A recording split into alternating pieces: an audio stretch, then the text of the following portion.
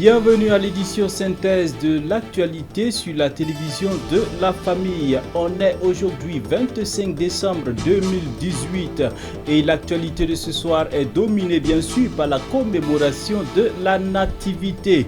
Eh bien, nos reporters ont fait le tour de la ville de Ouagadougou dans quelques lieux de culte. Les échos dans ce journal. Bonsoir encore, dames et messieurs, et joyeux Noël à toutes et à tous. Eh bien, la nuit du 24 au 25 décembre marque la naissance du Sauveur, le Fils de Dieu. À travers la ville de Ouagadougou, l'on a célébré la fête de la Nativité qui correspond à un renouveau dans la relation entre l'homme et son Créateur. La célébration dans deux églises avec Moïse Kinda et Delphine Banissi. Car un enfant nous est né, un fils nous est donné, tiré du livre du prophète Ésaïe, le chapitre 9 au verset 5. C'est sur un message basé sur ce passage que nous sommes tombés à notre arrivée à l'église de la mission biblique internationale d'intercession et d'évangélisation dirigée par le pasteur Patrice Tiendrebuego. Il a indiqué que selon la parole de Dieu adressée au prophète Ésaïe en son temps, les ténèbres dominaient ou même régnaient sur la terre. Il fallait donc que la lumière d'antan qui illuminait le jardin d'Éden à la création réapparaisse. Et qui de mieux que le Fils du Dieu de la lumière pour animer cette lumière perdue depuis la chute de l'homme. Ainsi donc Dieu envoya son Fils pour être avec nous, d'où le nom de ce Fils Emmanuel, Dieu avec nous.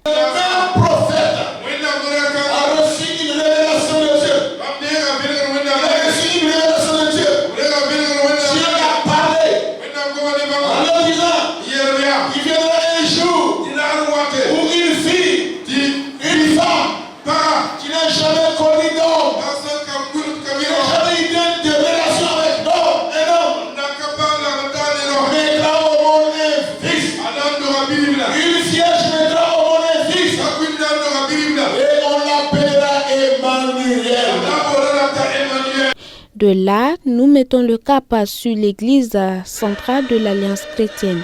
À notre arrivée, c'était encore les prestations de différents groupes et chorales de l'église qui chantaient le Christ né en ce jour.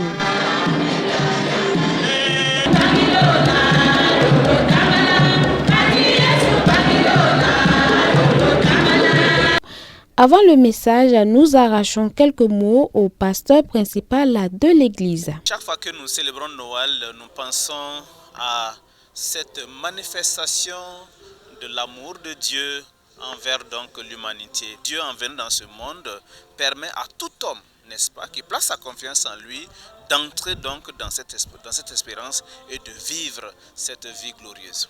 Le message nous rappelle donc l'incarnation Dieu qui est venu dans ce monde prendre la forme humaine. Ce message est un message qui concerne donc le monde entier et nous sommes chargés en tant que peuple de Dieu de propager ce message. Nous voulons aussi dire que Jésus en venant sur cette terre-là est venu pour tous les hommes. Il n'y a pas donc d'exception et cet amour que Dieu a manifesté concerne donc le monde entier. Et ensuite, je parlerai aussi de cette espérance que nous avons dans la venue du Christ sur cette terre-là. Noël donc, Dieu envoya son amour, Dieu envoya sa lumière dans le monde, une lumière chargée de vie, d'espérance et de salut. Recevons donc l'enfant né en ce jour. Joyeux Noël à toutes et à tous.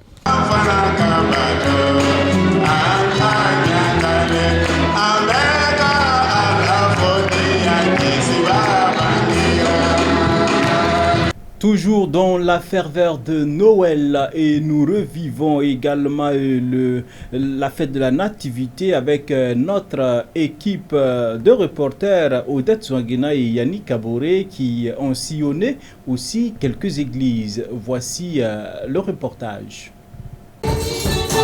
Il est 21h, nous sommes à l'église Temple évangélique Grâce et Victoire où les fidèles de cette assemblée commémorent la naissance du Christ sauveur de l'humanité. En croit le premier responsable, les hommes doivent retenir un seul fait autour des festivités de la Noël. Que quelqu'un, quelque part, a décidé de se dépouiller de sa gloire divine et de prendre la forme humaine, de venir sur la terre et de souffrir comme un homme afin de sauver les hommes. Jésus, comme le théologien catholique l'a dit, Jésus s'est fait homme pour que nous puissions devenir Dieu. Dieu s'est fait homme pour que nous puissions devenir Dieu. Même son de cloche à l'église des Assemblées de Dieu de Boulmirou Barrage, où ses membres ne sont pas restés en laisse. Des sketchs pour embellir le réveillon. Toute chose qui a suscité l'enthousiasme et la joie des spectateurs. Dans son adresse, le pasteur François Zongo appelle au changement de comportement.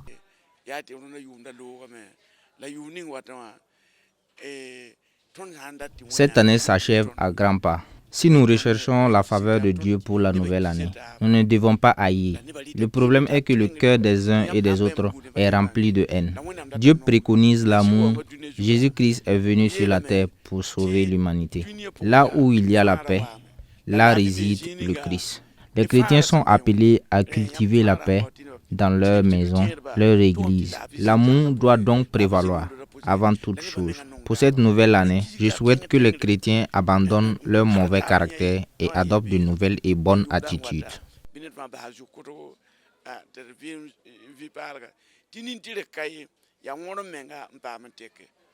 Que dire de l'église Boulmigou Adé où le message de l'orateur était axé principalement sur la puissance et l'autorité du nom de Jésus.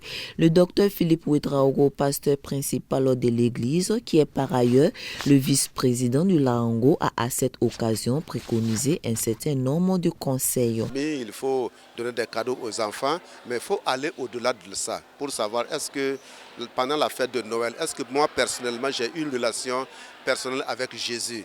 Est-ce que je le connais? Est-ce que je me suis soumis à lui? Est-ce que je le suis? Est-ce que je suis son disciple? Je pense que c'est cette dimension que le marché ne nous donne pas et nous avons aussi négligé un peu la parole de Dieu. C'est bon de revenir à la source parce qu'en ce moment nous avons la joie, nous avons la paix, nous avons le bonheur. Et c'est mieux vaut suivre Jésus dans ce sens que de rester autour des fêtes et perdre l'essence de Noël. Le docteur de conclut que le plus important de la Noël, c'est de faire connaître Christ au monde entier, mais particulièrement aux enfants. Du reste, la cérémonie a été des moments de prière et de supplication pour soutenir les personnes malades physiquement pour la paix du Burkina Faso et les pays du monde entier qui sont en proie à des difficultés. Revenons dans cette édition sur le sens exact de la fête de Noël, naissance de Jésus ou fête des enfants. Toute énigme se situe autour de cette commémoration qui divise même la communauté chrétienne évangélique sur sa célébration, bien sûr. Nous avons tendu notre micro à un docteur en théologie qui nous apporte des éclaircissements et c'est au micro de Odette Zouanguena et Yannick Kaboré. Ce n'est pas nouveau puisque c'est vers les années 326, sinon après cela, que la fête de Noël est apparue dans les églises. Ça a été une récupération d'une fête qui existait puisque le monde était devenu chrétien et on ne pouvait plus laisser des séquelles non chrétiennes exister. Et on a récupéré cette fête-là et on a pensé à mettre ce qu'on adorait comme divinité et on l'a remplacé par Jésus-Christ qui est l'emblème de toutes les divinités, qui dépasse toutes les divinités et qui satisfait les besoins de ceux qui adoraient cette divinité-là. Et donc, depuis, comme je dis, ce n'est pas nouveau. Et depuis, il n'y a pas d'unanimité autour de la célébration de Noël. Qu'on le fasse ou pas, chaque église, en tout cas, fait remonter l'origine de son salut à la naissance de ce sauveur, à la naissance de Jésus-Christ. Si on enlève Jésus-Christ du christianisme, il n'y a plus rien. Alors c'est l'homme par excellence qui est venu sauver l'humanité. Donc il est né quelque part. Et c'est cet anniversaire que beaucoup d'églises célèbrent, que d'autres ne font pas, ne célèbrent pas, mais à chacun ses convictions. Mais cela n'enlève rien à l'importance du fait que Jésus est né et qu'il y a eu un jour il est né et nous célébrons cet anniversaire-là. Un peu plus tôt dans la matinée du 24 décembre, Noël a été aussi célébré, mais sous l'angle du partage et de la communion fraternelle. Et c'est le Centre international d'évangélisation qui a laissé parler son cœur à travers cette journée de compassion. Une initiative de ce centre saluée par le ministère en charge de l'action sociale. Le compte rendu de la cérémonie avec Yannick Kaboré et Delphine Banissi. Nous avons rompu depuis 2008 avec la manière classique de fêter Noël. Ce sont là les propos du pasteur Hortense Karambiri pour situer le contexte dans lequel se tiennent les journées de compassion initiées par le Centre international d'évangélisation, Mission intérieure africaine CEMIA. Pour cette année, ce sont plusieurs centaines de personnes en situation de vulnérabilité qui ont reçu des kits. Lesquels kits sont composés de vivres, de paille, d'enveloppes, de couvertures, car la période oblige. Les bénéficiaires de ces journées de compassion sont venus de divers horizons avec la ferme assurance de repartir à les mains chargées.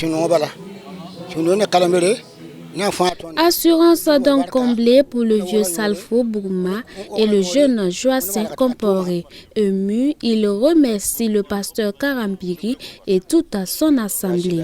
En plus des kits reçus, un repas communautaire a été servi. Au-delà de ces journées de compassion, le Centre international d'évangélisation, à travers ses départements, œuvre dans le social. Visite en prison, visite dans les hôpitaux et maternités, soutien aux veuves et aux orphelins et aux vieux serviteurs de Dieu dans les villages, pour ne citer que cela. Faut noter que les journées de compassion cette année ont débuté depuis le 10 décembre dernier et se poursuivront des jours encore. Le ministère en charge de l'action sociale accompagne cette initiative du CEMIA. Et cette journée de compassion, toujours au Centre international d'évangélisation, concernait des personnes nécessiteuses venues de différents secteurs de la ville, des rues également de Ouagadougou, afin de prendre part à cette journée. Comblés, ils repartent avec des kits et pour les fêtes de fin d'année, ils sont bien sûr très réjouis. Suivez. Jésus n'est pas venu s'enfermer quelque part. Il est venu, il est allé vers tout le monde, aider les gens. Jésus-Christ est venu pour partager avec l'humanité tout entière, pas avec les chrétiens seulement. Ce sont sur ces paroles que sont fondées les journées de compassion du Centre international d'évangélisation, Mission intérieure africaine, CEMIA. Le sens, c'est que dans la période de la nativité appelée communément Noël, le christianisme dans toutes ses tendances se réunit pour fêter cela. Mais on s'est rendu compte que c'était une fête tournée sur soi-même, c'est-à-dire que l'Église se tournait sur elle-même, mangeait, faisait des sketchs, et de temps en temps appelait les petits-enfants pour leur donner des cadeaux. Mais on s'est rendu compte que autour de nous, autour des églises, tant autour des églises que de nos maisons, les pauvres étaient là, ne sentaient pas. Donc nous avons décidé, il y a une dizaine d'années, de transformer cette période de Noël-là en journée de compassion, qui permettra, sans tenir compte de la religion de quelqu'un, sans tenir compte de son ethnie, sans tenir compte de sa race, de faire appel aux uns aux autres pour partager avec eux. Parce que Christ est venu partager avec l'humanité, il n'est pas venu partager avec les chrétiens. il est venu partager avec l'humanité et nous avons voulu que, en représentant cette humanité-là, nous aussi nous puissions suivre ses pas et aider les autres. Voilà pourquoi ces journées de compassion. Cette période de Noël, là, jusqu'au 31 décembre, ces familles-là puissent se prendre en charge, de se nourrir, puisqu'après Noël, il y a la grande fête de fin d'année qui arrive. Bon, s'ils ont mangé à Noël et qu'ils n'arrivent pas à manger au 31, le 1er janvier, ça ne sert à rien. Donc c'est une composition, en tout cas, d'argent, de couverture, de nourriture, qui vont préparer eux-mêmes pour eux et leur famille. Voilà la composition à peu près. Le ministère en charge de l'action sociale salue l'initiative à sa juste valeur. Nous, en tant que ministère, en tant que mandaté par le gouvernement pour prendre en charge les groupes vulnérables, leur promotion et leur protection, et nous venons donc en accompagnement pour traduire toute notre solidarité, comme la charte de la solidarité que nous mettons en œuvre le dit, c'est-à-dire nul n'est assez nanti pour se passer de la solidarité des autres, nul n'est assez démuni aussi pour apporter en tout cas son soutien aux autres. Donc nous, toutes les fois où ces personnes vulnérables font l'objet d'attention, nous sommes là pour dire vraiment merci à cet accompagnement. Merci. Nous savons que c'est vraiment le fondement de l'Église que de prendre soin des personnes, en tout cas en particulier les personnes vulnérables, mais nous recevons ça donc, en tout cas comme un accompagnement, comme un appui au gouvernement. Que de joie pour les bénéficiaires en ce jour. Je vais